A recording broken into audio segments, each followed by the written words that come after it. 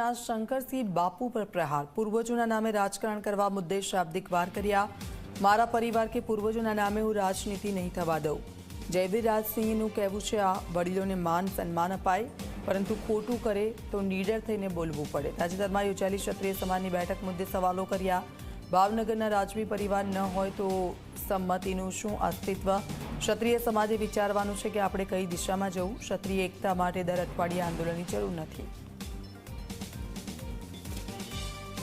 20 તારીખના કાર્યક્રમમાં અગર ભાવનગર રાજવી પરિવારના પ્રજાવત્સલ્ય નેક નામદાર મહારાજા કૃષ્ણકુમારસિંહજીના કોઈ પણ વંશ ત્યાં હાજર ન હોત, મહારાજા કૃષ્ણકુમારસિંહજીને ભારત રત્નની વાત કરવાની ત્યાં ડિસિશન ન લીધું હોત તો આ સમિતિનું શું અસ્તિત્વ હોત?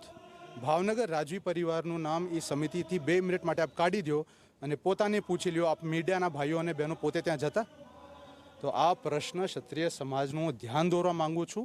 આપ જાગૃત રહ્યો।